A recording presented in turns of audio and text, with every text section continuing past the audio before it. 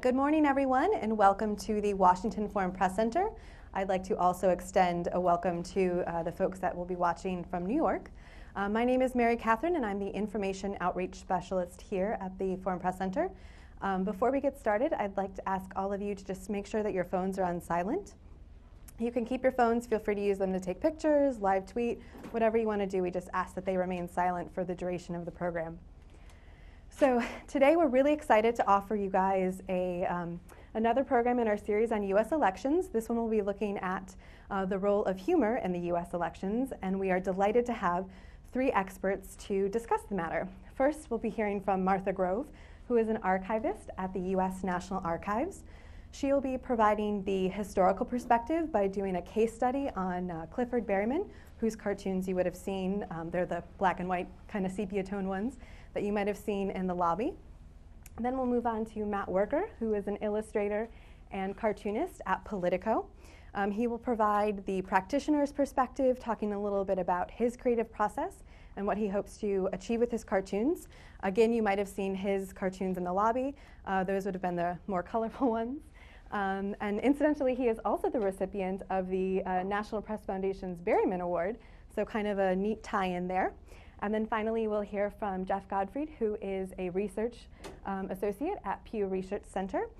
He helped co-author the paper, I think we sent it out, but that looked at the effect of the Colbert Report on voter knowledge of campaign finance. And currently he looks at journalism issues such as news media and political polarization, as well as how millennials' news consumption habits differ from those of previous generations. So before we get started, I'd just like to remind you all that the views represented here belong to the speakers and not those of the U.S. government. Just want to be very clear about that. And then without further ado, we'll please help me in welcoming Martha to the stage. Okay, well, I'm going to start out with reading you a quote. Senators Harry Reid and Mitch McConnell once jointly wrote together that a sense of humor is a prerequisite for running for public office. Candidates must expect to be caricatured by editorial cartoonists, sometimes with a very pointed pen. And throughout American history, the art of editorial cartooning has flourished not only because it is entertaining, but because it is healthy for the political process for people to be able to chuckle from time to time over what their government is doing, which I think is very true. Clifford Berryman, who I'm going to show you a selection of his cartoons, he was a renowned political cartoonist in Washington during the first half of the 20th century.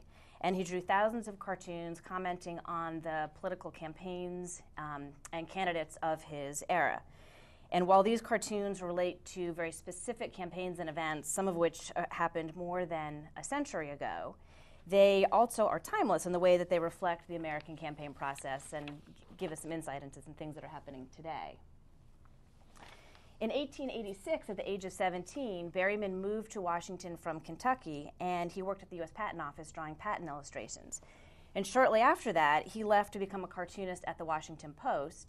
And then in 1907, he became the front page cartoonist at the Washington Evening Star, which was then the largest Washington newspaper at the time. And he drew political cartoons for the Washington Star until his death at the age of 80. His cartoons appeared in Washington papers from 1898 up until 1949, and they were printed very prominently on the front page above the fold. No photographs to distract from his cartoons. He was welcomed by political circles in Washington, and he satirized both Republicans and Democrats, but he really didn't ever use outlandish caricature when he was drawing politicians. So people generally liked the way that they appeared in his cartoons. Like many cartoonists, Berryman often used recognizable figures to convey some of the common concepts that he was drawing about. And in addition to his version of the Republican elephant and the Democratic donkey, he used the teddy bear, which was a term he originally coined and drew to represent President Teddy Roosevelt, and he later used to introduce his own point of view into his cartoons. And then he also, in the bottom there, you can see Miss Democracy, who represented the voice of the American people, John Q. Public, who was supposed to sort of represent the common man, and Uncle Sam, who Berryman used to represent the country as a whole. And then the B was a common character that he used, which sort of generally symbolized the buzz of political office, or the lure of political office, buzzing in a candidate's ear. Now, in these cartoons, Berryman captures potential candidates as they consider the first step of the campaign process. Some candidates require encouragement to jump into a presidential election, and Secretary of War William Howard Taft, who's shown here, told President Theodore Roosevelt that his highest ambition was to serve as the Chief Justice of the U.S. Supreme Court. But Roosevelt hoped that Taft would run as his successor in the 1908 presidential election. And with Roosevelt's encouragement, Taft began to consider that option. In this cartoon, you can see Taft sort of swatting away the buzz of a potential Supreme Court nomination so that he can better hear the enticing buzz of the presidency. A race with many candidates and no clear frontrunner can prove very challenging to a party. In 1924, the Democratic race to challenge Republican President Calvin Coolidge opened up when the frontrunner proved to be weaker than expected. This cartoon comments on the ever-growing field of potential candidates who are all throwing their hat in the ring. And the Democratic donkey is looking very worried about this crowded field with no clear frontrunner. And the donkey really worried with a very good reason. The Democrats lost to Coolidge later on in the general election. Sometimes it's a potential candidate's hesitancy to run that makes a party nervous. In 1916, as President Wilson's first term was entering its final year, it was unclear whether he was going to run for a second term. State primary laws require candidates to declare their intention to run by a particular date. And here, Ohio's deadline was fast approaching, and you can see here Miss Ohio is sort of inquiring of this very bashful-looking Wilson whether he'd declare his candidacy in time for his name to appear on the state ballot. And he did submit his name in time, although he did not publicly declare his candidacy until later. Modern primary elections begin with a large number of candidates, and the field narrows as the primary season progresses. This cartoon was printed in the Washington Evening Star on the day of the 1948 Nebraska primary, and it shows the Republican Party elephant is depicted sort of as a watchful mother chastising her sons for their bitter infighting because she knows that a divisive primary is likely to hurt the party in the general election. And after a divisive primary, it can be very difficult for a party to unite voters behind their chosen candidate when you get to the general election. And that is what happened in 1924. Here, Calvin Coolidge, who was the incumbent president, breezed through the Republican primary because he was unopposed. And you can see the Republicans have advanced unscathed to the election on the fairway. And the Democratic candidates are waging, off in the corner, they're waging a very hostile battle in the primaries. And Coolidge, as you can imagine, sort of foreshadowed in this cartoon, went on to win a second term.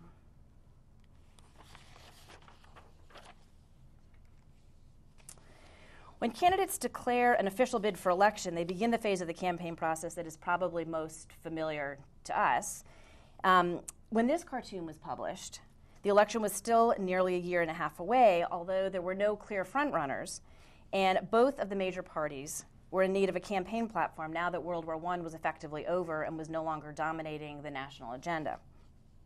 And this cartoon captures the Republican elephant and the Democratic donkey sitting on the same log but fishing on different sides of the campaign issues pool, seeing what they can find. During a campaign, candidates must identify issues and articulate very explicit positions on those issues, and that can create problems for candidates who change their opinions or flip-flop on issues from one election to another. And in this cartoon, which was printed in right before the 1948 presidential election, third-party candidate Henry Wallace is shown flip-flopping on defense policy. When he was vice president under FDR during World War II, he had staunchly defended military preparedness as a deterrent to war. However, later in 1948, when he was running for the presidency, he changed his position and argued that military preparedness would not prevent a confrontation. And ultimately, he did not fare very well in the election.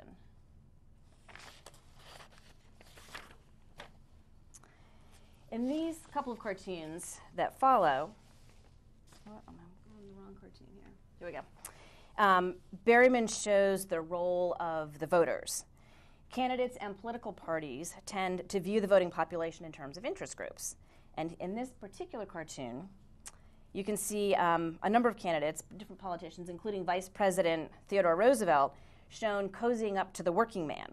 And Berryman is pointing out here all the attention lavished on the labor vote, which was a very powerful voting bloc, particularly during the era of industrialization when this was drawn. There we go. Taxes are a perpetual issue, particularly lower taxes for the people. When the 1924 presidential election was only 2 weeks away, politicians for all of the parties began to promise lower taxes in order to woo voters. And here you can see Mr. Taxpayer reveling in all the attention as the parties try to outdo each other. And I think you probably recognize the Republican elephant and the Democratic donkey, which were commonly used symbols. But here you also see the Progressive Party goat, which was a very short-lived symbol in the 1924 election.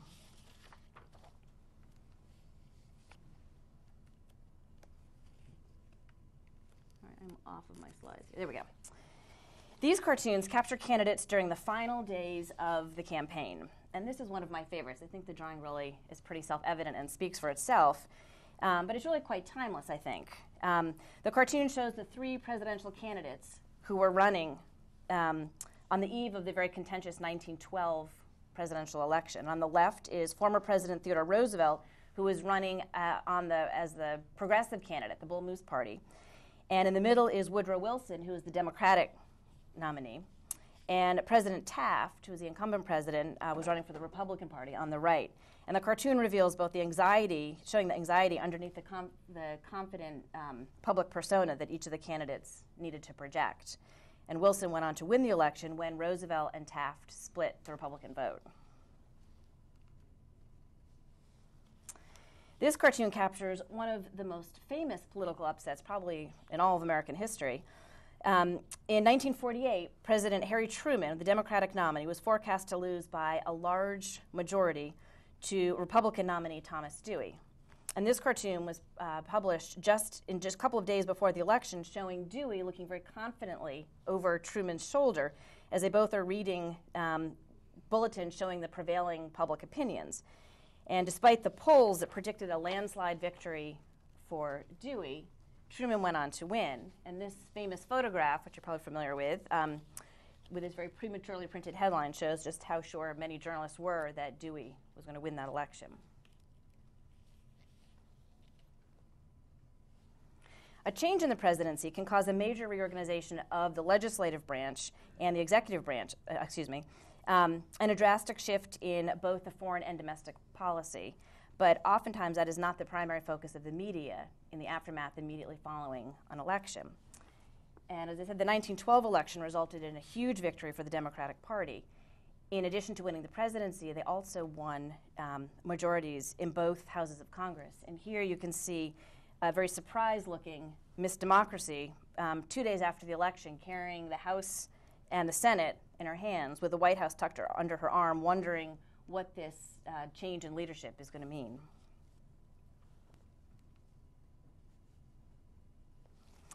There will always be winners and losers, but this cartoon points to the enduring relationship between the majority parties. The Democratic donkey is cheered by his party's new power, consoling the defeated Republican elephant as the old year sets over the horizon. And this is a cartoon showing 1931 setting off to the side after the end. And this is just a small sampling of many of the Berryman cartoons that we have. But I think although they are quite historic in nature, they really demonstrate some of the timeless themes in American elections. There are more than 2,400 of Berryman's original pen and ink drawings at the National Archives. And this website, if you go to this website, there's a link to all of the images that are available in our online catalog, if anybody has any particular curiosity or use for them. Thank you. There you go. Great. You're going to cue me up? I hate going after Berryman. This isn't usually what I have to do. I mean, Berryman is like one of the great granddaddies of political cartooning, and now I have to show my stuff after that. I am a direct descendant of Berryman, who comes from a long tradition of American political cartooning that actually goes back to the Revolution and Ben Franklin. And for almost the first couple centuries, we, the political cartoonists, enjoyed a really unique place in the media. That's forward. Is that forward? The left. That's forward. Oops, I'll go back one.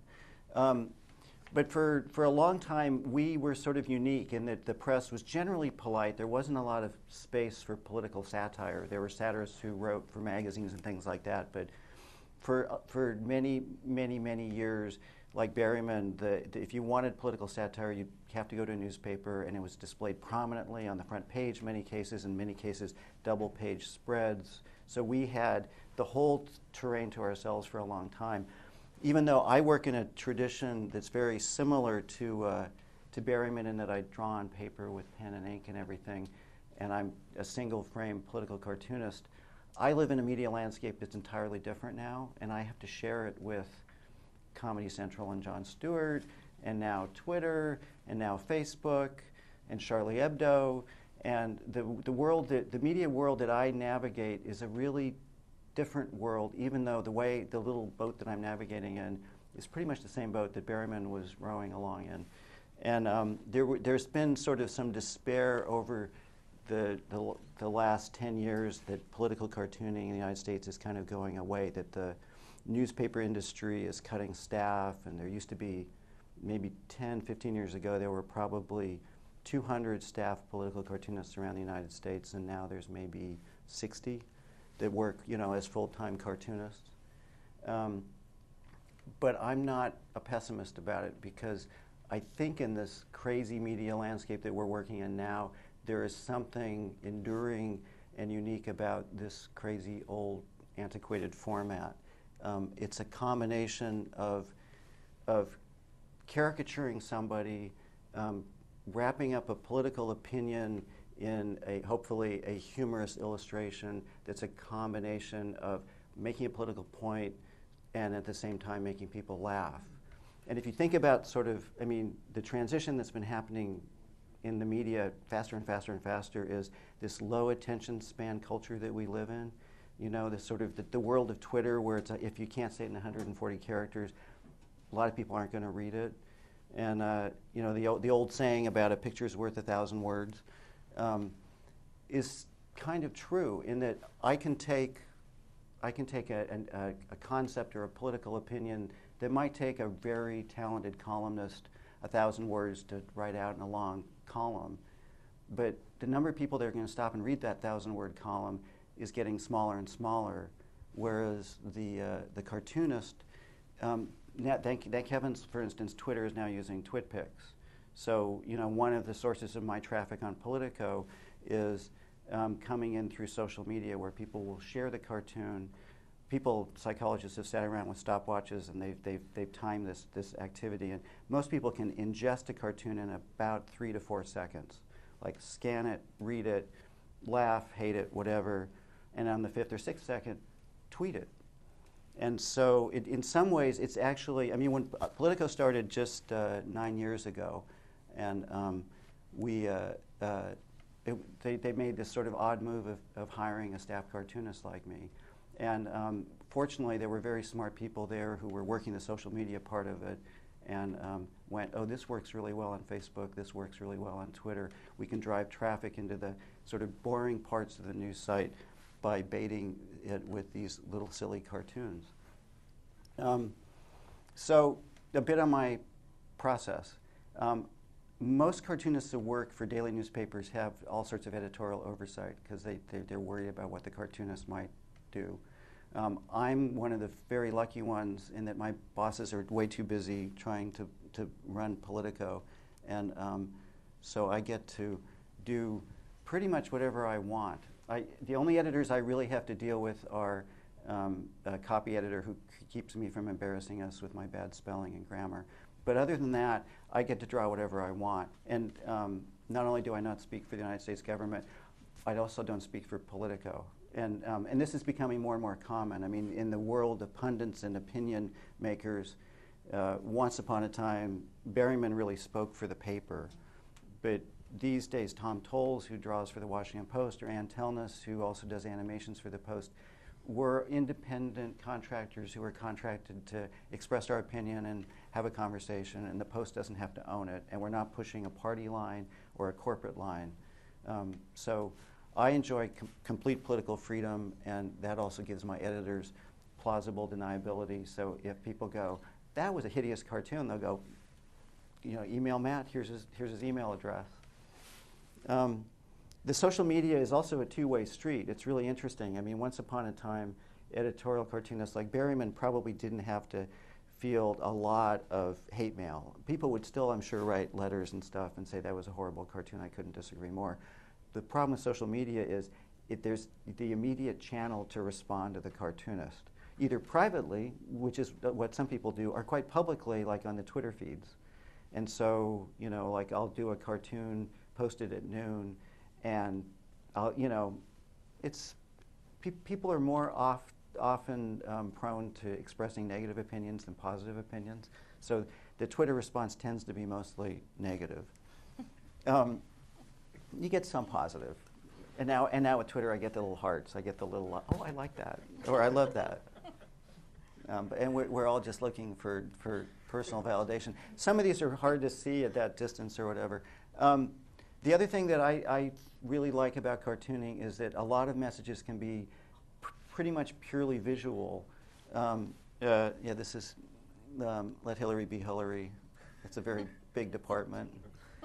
This is way too small. Then this is the Iowa State Fair and turning each of the candidates into a ride and stuff like that. The cartoons that are purely visual have the advantage of being a quicker read, and then the other interesting thing about working as a political cartoonist in this day and age is the international ramifications of cartooning, where the Danish cartoons and Charlie Hebdo would be the prime example, where cartoons that are drawn Politico, our main audience is sort of a very inside the beltway kind of crowd, and there's a certain sensibility, a certain sense of humor, even certain topics or whatever.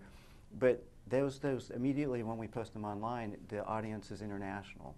And I think that part of what the world is struggling with is that the global village is really here now, and we all have to learn to get along, even though we have vastly different senses of humor.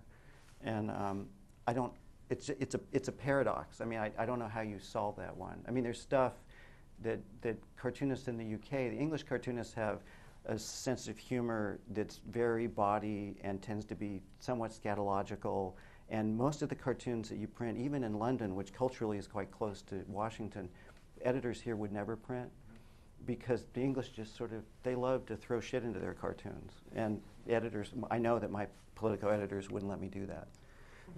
So if you think about that sort of cultural difference, then you think about the difference between cartooning for Washington versus Lahore, Pakistan or something. And the problem is you really are. I mean, cartoons can be so easily taken out of context and misunderstood because the cultural frame or cultural reference just is entirely different. These are all, why did I pick such small, intricate cartoons? This one I like. This is Donald Trump. This is the Trump Hotel. The Escher images. And the elephants are trapped in the Trump Hotel. And there's that line from the Eagles, you can check in, but you can never leave. They're starting to have that feeling. I was just thinking, watching the Berryman stuff, that, we have the donkey and the elephant, and the Tea Party is actually in need of an animal mascot. I mean, the cartoonists now are using, I don't know if I have one here. Yeah, well, we have the little hat with the tea bags hanging down, which works okay, but there's time for, there needs to be an animal. So, and this is a good example of a cartoon that, where you skip the words. This is Jeb Bush trying to lift the legacy of his family. So anyway, that's sort of, I'll take questions later if you have other questions about Politico, but I do have one of the easiest jobs in Washington by far. So, thank you.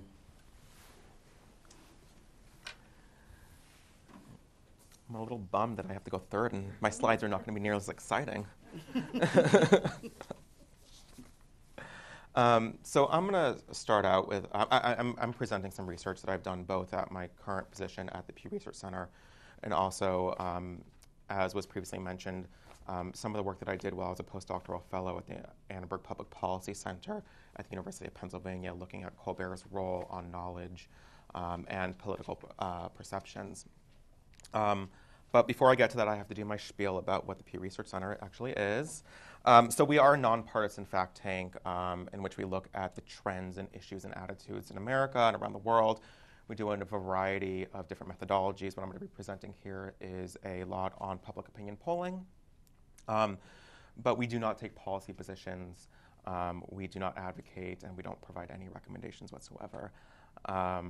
But you can follow us at, go to all of our research, and all of the research that I'm presenting today from Pew is available on our website. So I'm not talking about cartoons here, but the data that we have on really is about Colbert, the Colbert Report specifically, and The Daily Show, and how that fits into people's habits and how they are informed about politics. And so last year in the spring, we did a giant study that looked at how people are becoming informed about politics. And we released a report last October that looked at the relationship between political polarization in America and people's media habits. And this past spring, looking at how people in different generations are informed about politics.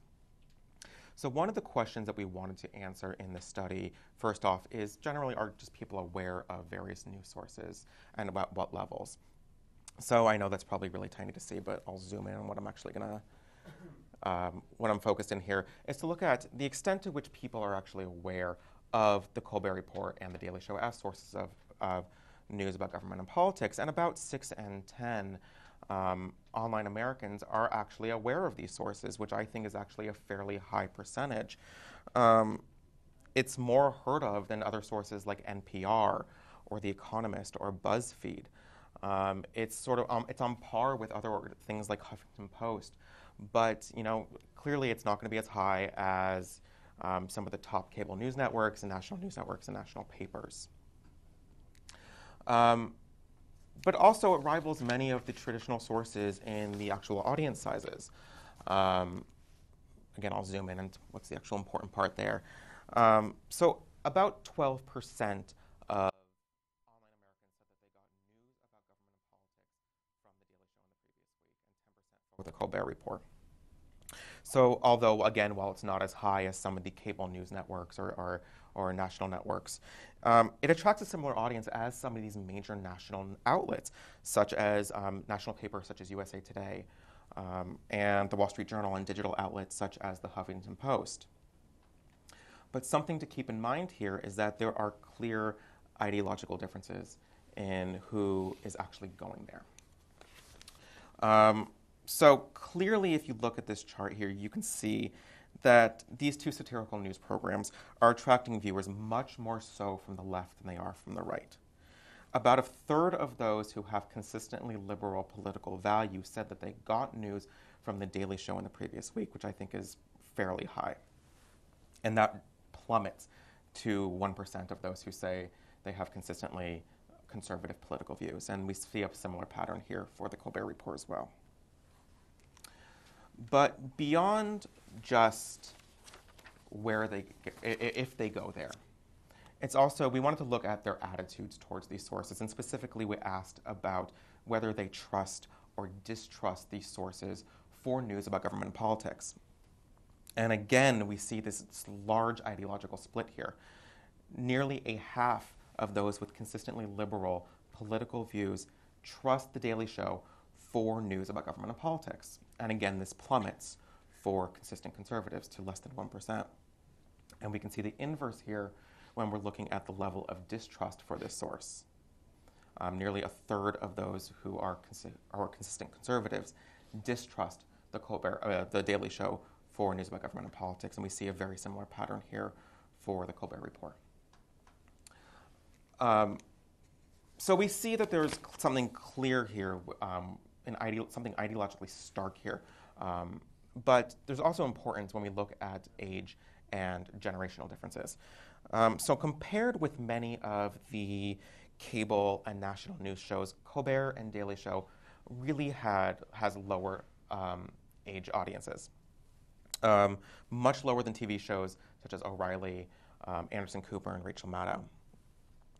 And younger males particularly stand out for their level of consumption and trust for these two programs. And again, thinking about this trust levels, there is a stark difference when you look at it by generation. I'm going to zoom in on what is actually important there. So what this chart is showing is that the purple boxes are those in which there's higher levels of trust than distrust for that source in that generation. Yellow is there's more distrust than trust.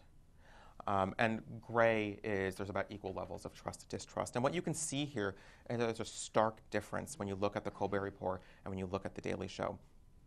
For both of these shows, for millennials, there is higher levels of trust than there is to distrust.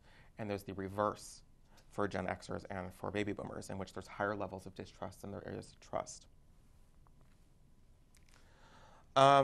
So another thing that we looked at in a previous study in 2010 was to look at the motivations for why people are actually going there. And I'll highlight the two at the bottom of The Daily Show and the Colbert Report. So regular viewers of these two shows said that they primarily went there for entertainment purposes, which probably isn't that surprising. And you can see how these differ from the other sources that we asked about. So while many people are saying that they are going to these sources for news about government and politics, and while much of the content on these programs is political and a lot of political figures are appearing on these shows, people are still saying that they are going there for entertainment purposes, not for in-depth reporting or for views and opinions. So this brings me into some of the work that I did at the Annenberg Public Policy Center at the University of Pennsylvania. So again, if you don't like this part, don't blame Pew for it. Blame me. What we wanted to do is that since we know that people go there for news, and we know that people are going there for entertainment, what impact can viewing these types of programs have on viewers? So I don't know if many of you remember what happened in 2012 with Colbert, where he actually created his own super PAC, his own independent expenditure group, and he created this really intricate narrative. He inserted himself in that process in a very sophisticated way that no other news organization was doing. And so what we wanted to do was to find out whether people viewing that program had different levels of knowledge about campaign finance than any other source. And so what we did is we asked respondents 3 questions about campaign finance, about super PACs, and about the 501c4 groups. And we combined these into a single measure to get an assessment of how knowledgeable people were. And what we found was that, and as you probably saw in what was sent out, was that viewing the Colbert Report increased knowledge more so than any other news organization. This includes cable news programs. This includes national news programs, newspapers, radio, and so forth. And so overall, what we found in that paper was that we know that people who are generally more knowledgeable are going to be more knowledgeable about campaign finance. But again, watching the Colbert Report increased knowledge above and beyond people's political knowledge, and it did so more than any other news source. But we also wanted to take that one step further and see how that influences people's perceptions. And so we asked people their assessment of, to assess what their thoughts on the role of money in politics was. And so we found that people who were generally more knowledgeable about campaign finance were more likely to have a negative view about the role of money in the political process. And so what that meant then is that because Colbert increased viewers' knowledge of campaign finance, he also indirectly influenced people's perceptions of the role of money in the political process. Now, I want to caveat all of this by saying that this was a very unique case study. Whether other media organizations can replicate something like this, or whether Colbert could have even replicated it himself with another topic, is up for further study. But it was a very, very unique case study when he was able to insert himself into the political process. And I'd be happy to take any questions on any of this. So thank you. Thank you, all of you. And now we're going to go ahead and open up the floor to questions. If you have any, please raise your hand. We'll call on you. And we ask that you wait for the microphone and just state your name and outlet for the record. Are there any questions? Gentlemen? I'm Gilles Paris from my name is Gilles Paris, working for the French newspaper Le Monde. Got a question about the candidates. Do you have the feeling that they are going further and further on your field, the field of humor, and that it could make it more difficult for you because they are kind of competitors now? I assume this is for me. Yeah. No, they, you know, when reality starts to outstrip satire, it's a problem for the satirists, and we're definitely experiencing that with this election. Every year it seems like you feel like it's gone as far as it's going to go, and then the next campaign it seems to go farther. I'm surprised, though. I mean, one part of your question is the way the campaigns might use humor. I'm surprised the campaigns don't use more humor. Because it's such an effective way to communicate with people. You would think that they would hire satirists or cartoonists or generate more humorous content, especially out there, and they're pushing a lot of stuff out in social media. And you know, there's this really popular thing over the last 5-6 years of these memes, you know, that people grab a photo from the news and they put a couple of words over the top of it, and it's basically a do-it-yourself political cartoon done with a photo. And some of them are really, really funny. And I'm surprised that some of the candidates don't have like a staff of memers just pushing that stuff out. They might, actually. I don't know. Maybe you should look into that. Maybe they're all coming from the campaigns. You have a great cartoonist, too, Plantu, who they run on the front page.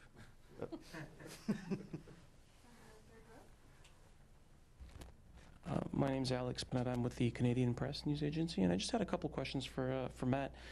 First, you mentioned foreign audiences that now have access to your work because of social media. Mm-hmm. So I was wondering if you detected any difference as to what plays abroad about American politics as opposed to at home, if you see a big difference or not. The second thing I wanted to ask you is in a resolutely unfunny week like the one we've just had. How do you deal with that? How do you adapt to the sort of the mood of the time? And do you find it more difficult to work in less funny times?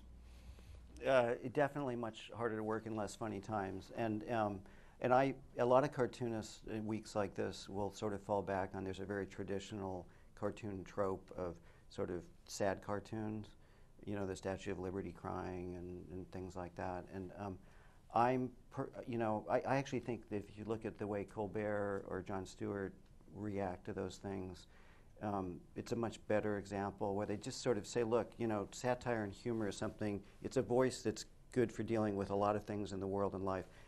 Grief and shock are not really suitable. So I tend to skirt it, and I did a cartoon that's in Politico today that's actually sort of making fun of the automatic response of the weeping Statue of Liberty and stuff like that. It's a little bit of an inside cartoonist cartoon sort of take, but it's just the voice is all wrong. You know, some things are just unfunny, and I think that the danger with cartooning in particular, but satire in general, is that you can trivialize things that really shouldn't be trivialized. So in moments of great tragedy, my recommendation for most cartoonists is just steer clear. Leave that to the people that speak in serious voices, if that answers your question. And then the first one about the international audiences, the cartoons that don't use English work really well internationally. You know, the pure visual one, like the one of Bush, that one works for a Chinese audience or just as well as an English audience, assuming the caricatures are discernible or something like that. But there's the main problem for a lot of editorial cartooning is the politics are local, and then also the metaphors are local. A friend of mine, Roman Genn, who does a lot of cartooning for sort of conservative media, like the National Review, he was raised in Moscow and he moved here in the 90s, and he's a very talented cartoonist and caricaturist, and he started to do political cartoons for an American audience, and he kept tripping up on the right metaphor. So Roman would call me up and he'd go, Matt, I'm confused. In Russia, we have this expression that you don't stick your head in a beehive or something like that. And I go, oh, well, that's kicking over a hornet's nest. And he'd go, hornets? And it's like, well, that's what we call it here.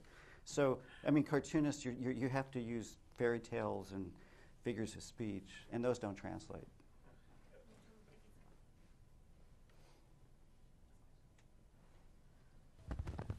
Hello, my name is Moni Sai, working for Voice of America. My question is for Matt. I was wondering how you can prevent yourself from, of course, you don't put your personal opinion on the cartoon you draw, but how can you just make sure it is not something that each political party can accuse you of maybe political bias by your cartoon? Oh, I'm allowed to have a bias, and I'm also sort of encouraged to express my own opinion. The confusion sometimes is that people think that it's the opinion of Politico, the company I work for, and it's really just my opinion. So, and there's a certain value to going ahead and being provocative. In fact, some cartoonists intentionally are provocative because if you create conflict and provocation on the internet, that draws eyeballs. So, in the wake of things like the Danish cartoon thing or Charlie Hebdo, the thing that I found quite disturbing is that there were a number of people who took advantage of the situation to elevate their own visibility as a cartoonist by intentionally doing provocative stuff, which to me seems really irresponsible. I mean, there is some, we're supposed to be just sort of carefree, and I believe in completely unfettered free speech, but at the same time, with that complete freedom, there's some responsibility to act responsibly. So there's levels of provocation that are just part of a democratic discourse. And then there's provocation for provocation's sake, where you're just exploiting the fact that if I pick a fight or I step on someone's toes, that's going to create a lot of heat and noise, and that raises my visibility. So.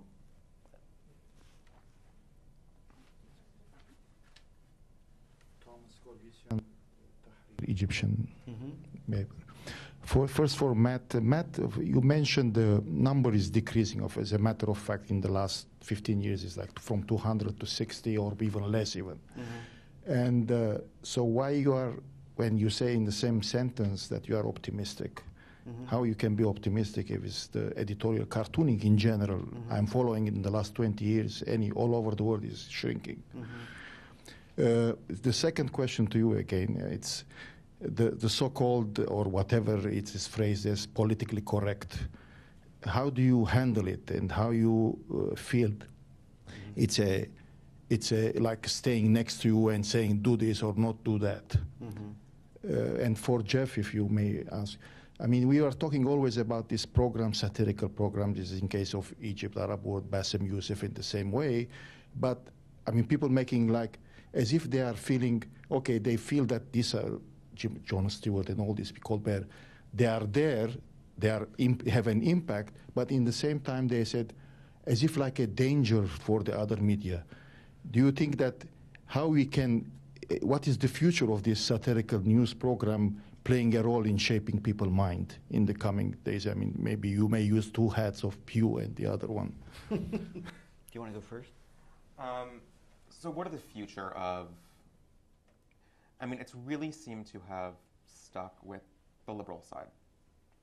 They really have gotten liberal audiences and with younger audiences, and they seem to be ways in which you can get a different audience that you couldn't get otherwise to engage people.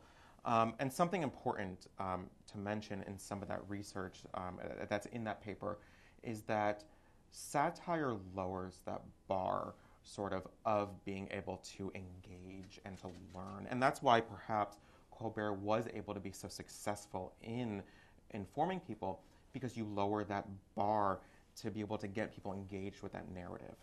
And so what's the impact on future things? That's going to need future research. And what's the future? I mean, we have to sort of see how Trevor Noah plays out. We have to see how, I mean, John Oliver seems to have been quite successful. But on the conservative side, there's been attempts to, with conservative audiences. Fox News at some point, I believe, had a short-lived program. So it hasn't been quite as successful for conservative audiences as it has been. But I know I skirted your question a little bit, but I always end from my academic hat of future research is always needed. To answer your question about why I'm optimistic, you have to realize that now I'm just speaking for cartoonists, but you could broaden it to political satirists in general. Political cartoonists, we're sort of an opportunistic parasite, if you think about it. What we do is this odd little activity, and we managed to latch on a couple centuries ago to newspapers, and it was a big, fat, we're like some little flea that jumped on a great big dog, and that was a very healthy dog for a really long time. But that particular dog, the daily newsprint, as you all know as journalists, is dying or having to give way to other platforms. But the reason I'm optimistic is those other platforms there are many, many new dogs. And so for little parasitical fleas like me, you can jump on. 10, 15 years ago, people didn't understand what Twitter and Facebook were going to mean to the media and how cartoons work like that. And I think more and more websites and bloggers are understanding that the internet is primarily a visual medium where images that are striking and colorful draw people's attention, humor draws people's attention, political commentary, you mix all that together and you've got cartooning. So the trick for everybody, and again I'm talking to a room full of journalists, is how do you monetize content? And hopefully there's some healthy dogs out there that we can all jump on. Yeah, and the other question? Oh, about political correctness? I think that it's a thing where every cartoonist has to make sort of a choice about who they're communicating with and what kind of audience they want to reach. And it used to be a simple question, like you could work for a small little satirical magazine in Paris like Charlie Hebdo, and your audience was a small, sophisticated, jaded audience in Paris that got this dark sense of satire. Or the same with a small magazine in Denmark or something like that. So in the international sense, it's become much more of a quandary. You can't just narrowcast. And people do, and there are niches for cartoonists. If you want to speak to just the rabid right wing or the crazy left wing, there are publications where you can do that, and that gives you a certain amount of latitude in terms of how un-PC or PC you need to be. If you're trying to speak to a general audience and not limit yourself, political correctness is a confusing term to me. It's just, you choose a certain level of bile or satire, and you can dial it up or you can dial it down. And if you dial it up, it's going to limit the number of people that are going to appreciate the humor or get the message. And if you dial it down, you can dial it down too far, and it's not funny or whatever. So you have to find the happy medium depending on who you're trying to reach. Just if I can jump in for a bit to just do a tiny bit of a shameless plug. So at the Pew Research Center, we did a little bit of research on the aftermath of Charlie Hebdo and looking at whether Americans actually think that it was appropriate to publish the cartoons.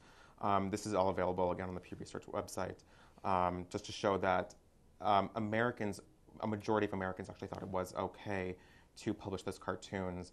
And you can go in there and look at the reasons why. We asked them the reasons why they actually thought it was okay, and among those who thought it was not okay, what the reasons they provided for doing that was. So I encourage you to go look at that.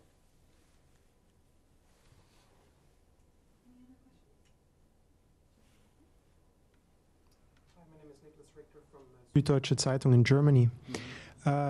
Two questions for Matt.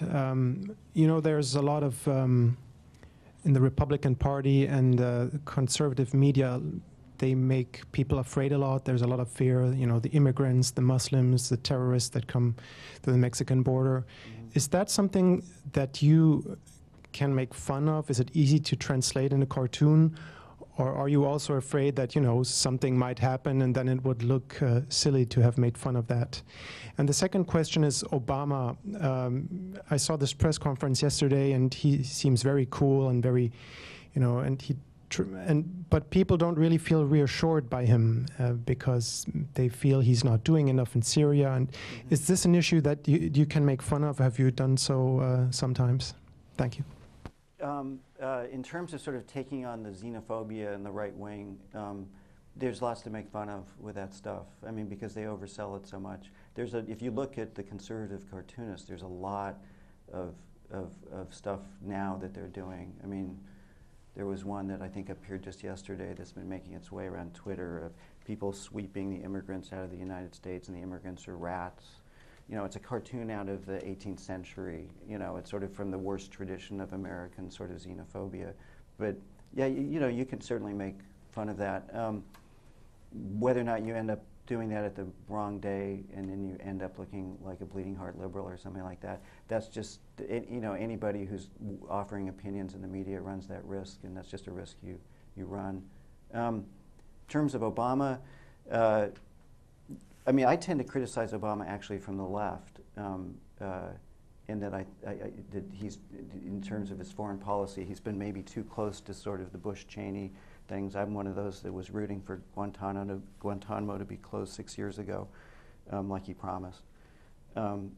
There's a big range of opinion. There's plenty of stuff to criticize the administration on.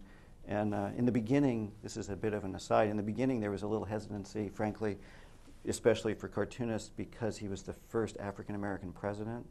And if you go back to 19th century American cartooning, there was a very rich tradition of hideously racist cartooning. So it's not peace. I get in arguments with right-wing cartoonists all the time about this. Some sensitivity to the actual history of the image making and the culture isn't political correctness. It's just an awareness of history, and not wanting to fall back into that stuff was kind of, it was a dangerous issue when Obama was running, because you could take the caricature too far and you're starting to tread into these horrible racial stereotypes that were a very deep tradition here. But we got over that pretty quick, and pretty soon his ears were getting really big, and we could, and everybody sort of relaxed. And the other thing that was kind of great was John Boehner became Speaker of the House 2 years later. So we had, when we were all uptight about drawing people of color, we had the first black president and the first orange speaker. So everybody could relax. Can I follow up about this? Yeah. I mean, just the same way you talk about Obama, the issue of, Hillary is running to be like labeled as sexist. What do you think about it? Again, I think that it depends on what audience you want to reach. I mean, I could be really mean when I draw Hillary, but I don't want to get that phone call from my mother. So why would I do that? You know what I mean? It gets in the way of the message. There are some, if you look at the range of the cartoon approaches to Hillary, there are some right-wing cartoonists that do just hideously witchy Hillarys. But again, they're speaking to their narrow audience that they want Hillary to look as bad as possible. If you're trying to sort of speak to a middle ground, you're not going to go too far. I mean, we can be terribly mean, and it's a matter of, again, turning the dial up or turning the dial down. Note. Thank you all for joining us. We will provide the transcript and a download link for the high quality video as soon as it becomes available. Thank you.